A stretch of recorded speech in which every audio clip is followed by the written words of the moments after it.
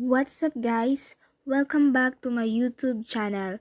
Or kung bago ka pa lang sa aking YouTube channel, please like, subscribe, and hit the notification bell below for more updates kung may bago akong upload na video. So, yung gagawin po natin today is tuturo ko po sa inyo kung paano gumawa ng account sa Gcash. So, let's start. Punta po tayo sa ating Gcash application.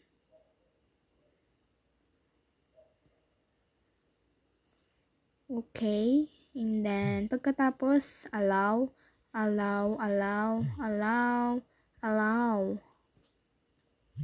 Pindot po natin yung register. Pagkatapos ilagay po natin yung number na gagamitin po natin sa ating Gcash. And then pagkatapos ilagay next. And then wait lang natin yung code na ma-receive natin. Tapos ilagay natin.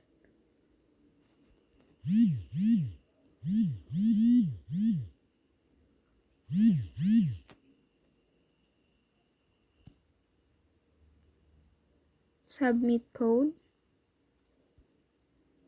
Pagkatapos, fill upan po natin tong first name, last name, birth date, address, and so on.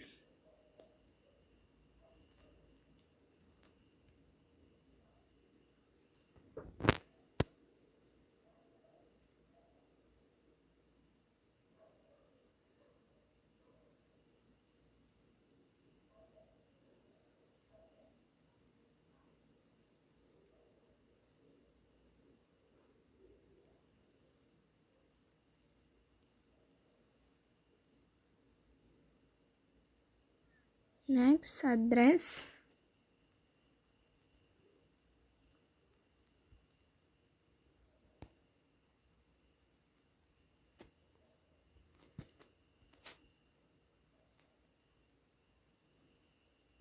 Then, pagkatapos ma-fill upan, continue po natin.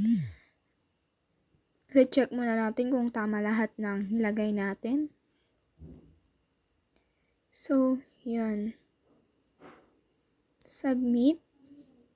Pagkatapos natin i-submit, ilagay po natin kung anong ilalagay natin na MPIN.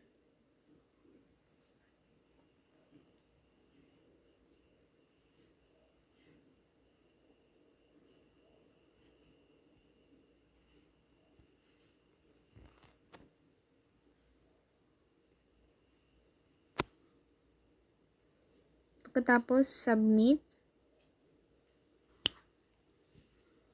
Then, congratulations! We've successfully created your Gcash account. Proceed to log in. So, yan na. Lagatan.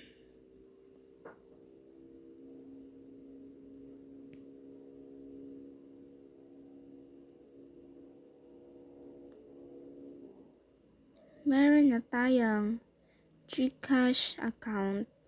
So, yun. Tapos na po tayo sa pag-create ng ating Gcash account. Don't forget to like, subscribe, and hit the notification bell below for more updates kung may bago akong upload na video. So, yan guys. Thank you. Love you all. See you in my next video. Ingat always. Bye-bye.